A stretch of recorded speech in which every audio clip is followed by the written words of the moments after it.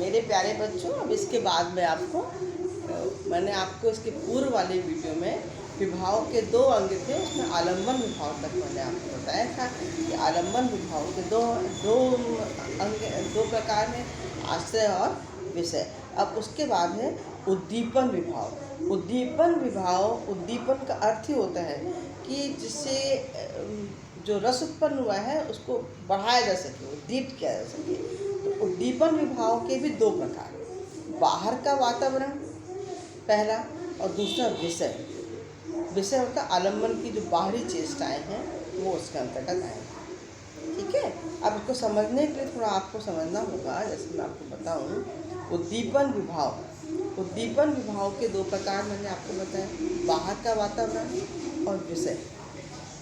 उदाहरण के लिए, निर्जन वन में अंधकारपूर्ण रात्रि है और सिंह को देखकर कोई व्यक्ति भयभीत हो गया। इस दृश्य का वर्णन काव्य में है तो भयभीत व्यक्ति आश्रय कहलाता है। समझ में आ रहा है आप लोगों को? जंगल में भय, अंधकार को देख के व्यक्ति डरा, और जो डरा है वो व्यक्ति क्या है? वो आश्रय है।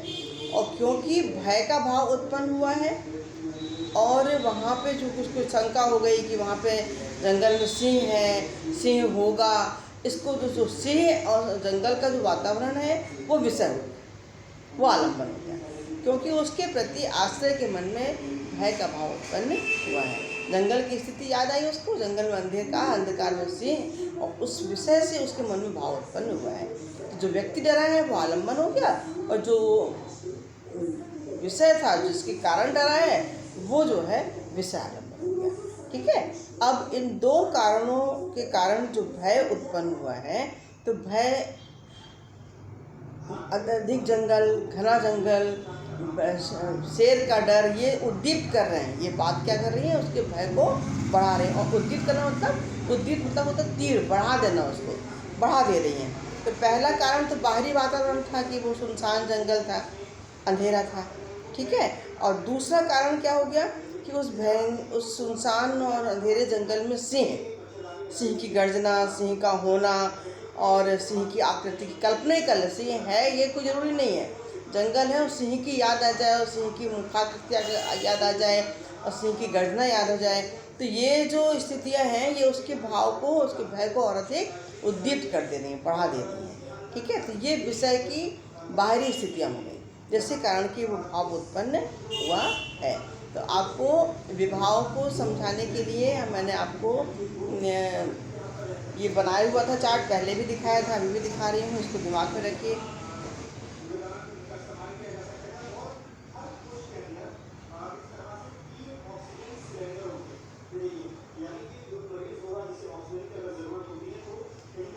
समझ में आया होगा आपको? तो ये मैंने आपको इस वीडियो में उद्दीप्त विभाव सिखाया। आलम्बन, आश्रय विषय आपको स्पष्ट हो गया होगा।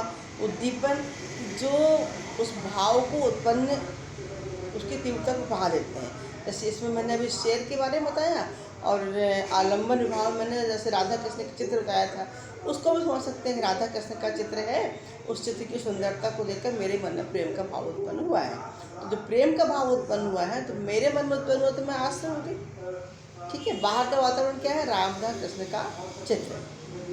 अब उस चित्र की में यदि बहुत अधिक सजावट है, बहुत सुंदरता है, लाइटिंग है, और अधिक सुंदर स्थान है, बगीचा वगैरह बना दिया है, तो उस जो प्रेम तो उत्पन्न हुआ था, तो आसपास की जो चेष्टाएं हैं इनको जब बढ़ा दिया है, तो उससे वो भाव क्या हो गया? और अधिक उद्दीप्त हो गया, और अधिक बढ़ गया।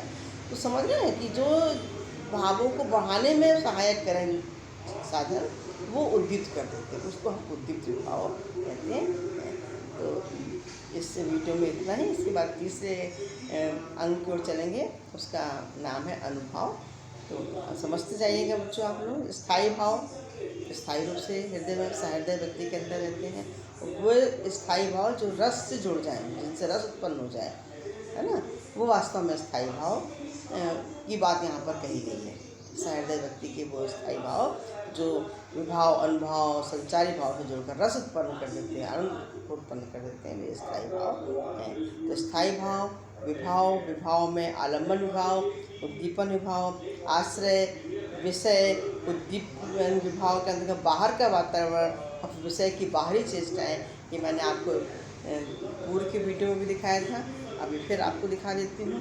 और इसके बाद आपका एक और मैंने बनाया हुआ है, उसको अपन अब नेक्स्ट वीडियो में उसकी चर्चा करते हैं। उसमें हम रस के बारे में, ये अभी हमको अगली इकाई में पढ़ना है, उसमें हम आपको दिखाएंगे। अभी हम आपको इसके पूर्व मैंने आपको इसको दिखाया।